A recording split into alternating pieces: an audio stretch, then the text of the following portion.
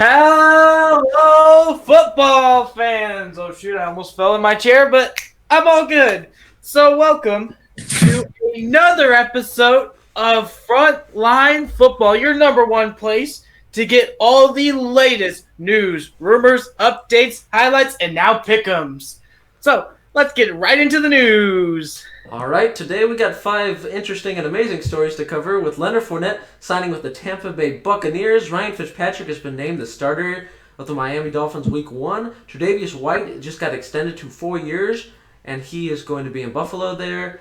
And then Cameron Hayward is getting extended to 4 years with the Steelers. Watson also got extended to 4 years. So a lot of extensions today. I'm going to open up with Leonard Fournette. He's going to the Bucs. Overall, this is a good move. They didn't have a good enough running back. Fournette's 1,000-yard rusher last year.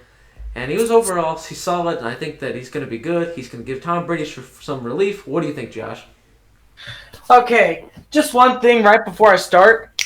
We told you so. We said he was going to the Bucs. Nobody else predicted it. We said it. So I'm just saying, great move, and we predicted it. Zach, your thoughts?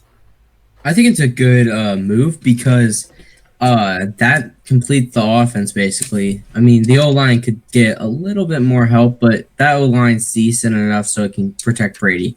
And if Brady's not having a good game, then they can just kind of depend on the run with Fournette. Any thoughts, Jack?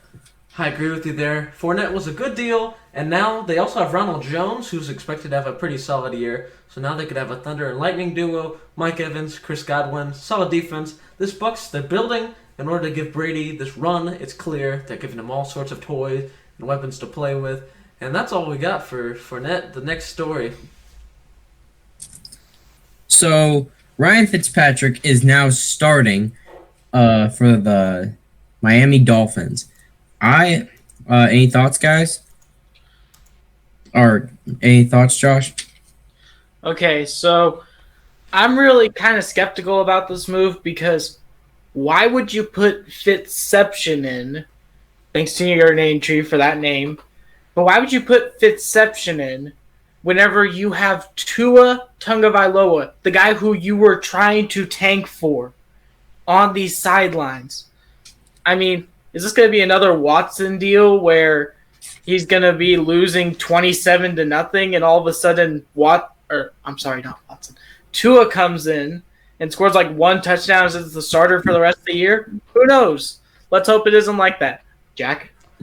So I'm a bit confused by this, but at the same time I understand the move.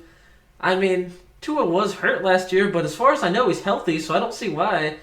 Then again, they're still working offensive line, but I feel like a rookie needs that experience of playing and struggling so he can get to the growing pains faster. But I guess it depends on the approach Miami wants to take it at, because Mahomes had a year and he came in MVP, but then someone like Darnold was thrown into the fire, Kyler Murray got thrown into the fire, but then people like Watson show up after they start struggling a bit. So it just depends on how you want to take your rookie year.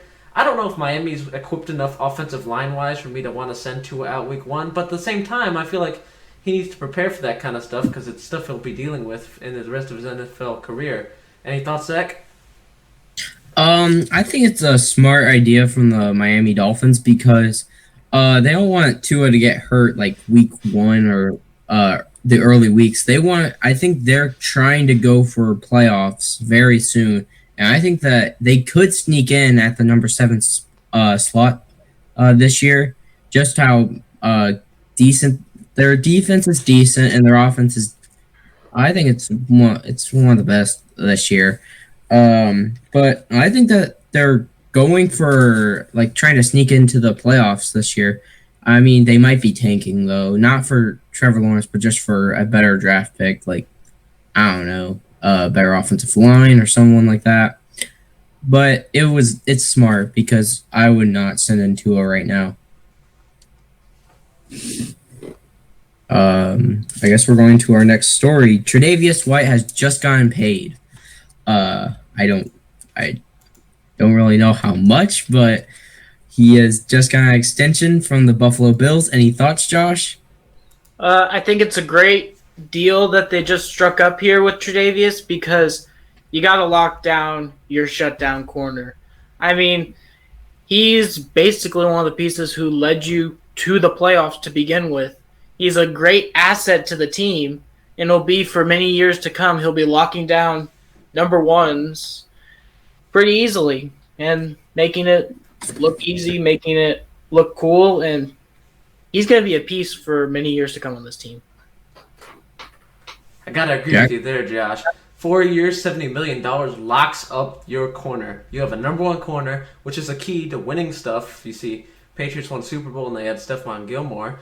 So I think paying a quarter is a good idea overall. And I'm a big fan of this move because he can become a leader of the Buffalo defense. They're going to get him through his prime, so it's not like he's going to be regressing. So they're going to have 4 years of prime Tre'Davious White, and they're going to get ready to go because now they traded for Stephon Diggs. Their defense is always good and underrated. They have some offensive lineman pieces. And overall, this Buffalo team is looking to be very intriguing this season.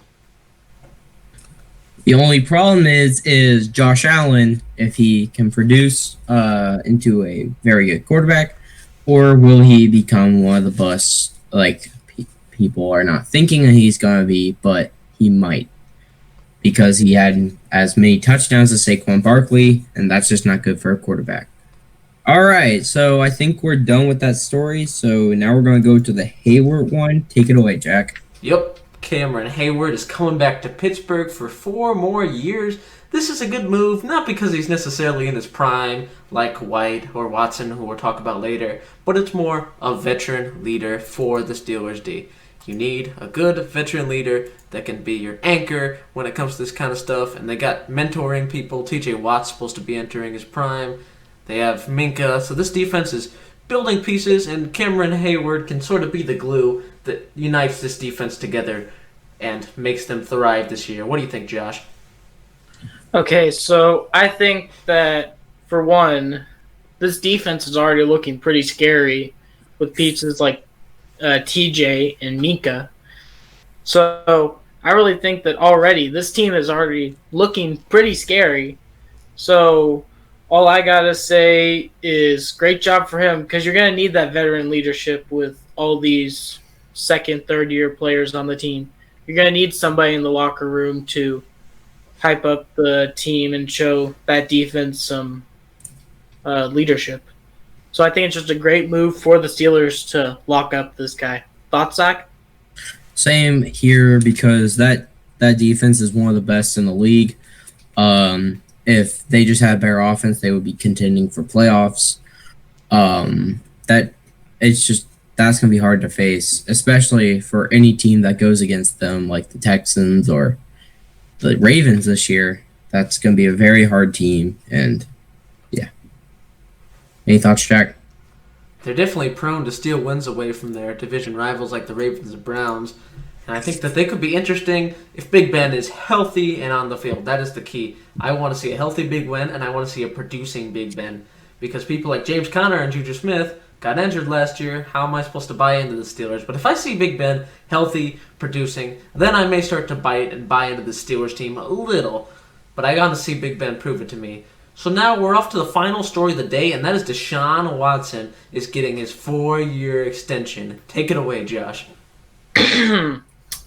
So, Deshaun Watson has just signed a 4-year, $156 million deal. There's a great lockup for the Texans, and I just want to hear your thoughts, Zach. It's a good idea to lock up a very good quarterback that literally carries that Texans team to victory every single week. Because without him, then that team would literally be nothing. That defense is not there anymore. The receiver core would actually need Watson to produce now. Produce very well to make a number 2 receiver look like a number 1 receiver. And that he's just like the glue that sticks the whole team together to make a playoff run. Any thoughts, Jack? This is a great deal. I love Deshaun Watson. Because he is one of these improvisers. He can get stuff done. He can make magic out of nothing. He can move mountains to win a football game. This is why these are the people that need to stick around. These are the people that you build around to win rings in the future. I think he needs a little more help supporting cast-wise. I'd give him a little more on. I'd get him a better number 1 receiver. I'd maybe get him couple offensive linemen, and maybe stack up the defense a bit. But point is, Watson wins games, and that is what counts when it comes to football. You have to be the guy that's clutch and to win games, and he proved it like 5 or 6 times last year. There was Oakland where he was getting punched in the face and he threw a touchdown. There was that Buffalo wild card game, which was playoff time, where he got sacked by 2 people, broke out of it, and chucked it up to head up for the game-winning field goal. So that's called a clutch gene. I love this deal. Watson is the top QB in the league, and I'm curious to see where the Texans go from here. Okay, so this deal is just amazing for the Texans because it's kind of cementing them as a threat for the next couple of years in the AFC South because, I mean, I might be a bit biased here, but looking at the AFC South, there's a couple good teams maybe, but this deal just made it look like the Texans are going to do great this year because with that defense with J.J. Watt, Charles Omenihu, and Ross Blacklock, that's going to look scary. And, I mean, Watson, he's just going to be Watson this year and, just be chucking up passes. So I think it's a good decision signing him because the Texans haven't really had a good quarterback. And you got to remember, the first ever quarterback of the Texans was David Carr. So, I mean, this is a big step up from this dude. So I just feel like it's his time to get paid. So, yeah, that's all I have to say.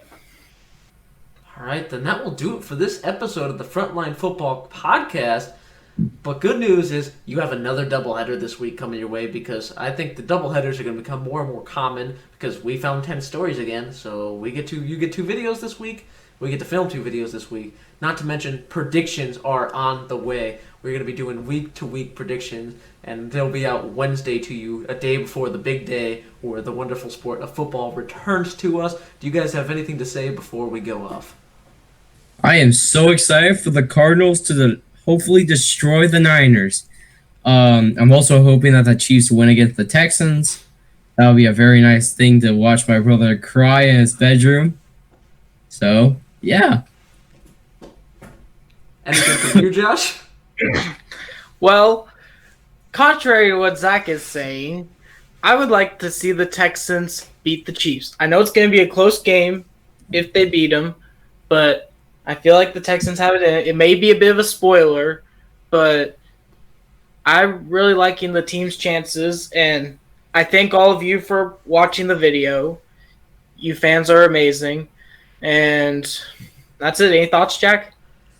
There's only one thing I gotta say. Sam Darnold, please save us, and Buffalo, don't hurt me again like you did last year. Be nice. Don't destroy us. And I hope the Jets win. I don't know if they will. I have manageable expectations this year, but I'm going to be cheering for the Jets no matter what. So don't forget to follow us on Instagram at FrontlineFB, Twitter at FrontlineFB, and all that stuff. Subscribe, like the video, share if you enjoyed, and come back again within the next couple days. And definitely come here for Wednesday because you're about to see our predictions. Do we have any crazy upsets? Do we have any hot takes? We'll see you here Wednesday. And for the second news video, hope you guys enjoyed, and we'll see you guys next time. And don't forget to turn on those post notifications too. And don't forget also JETS, Jets, Jets, Jets. Go Cardinals. Go Jets. Go Texans.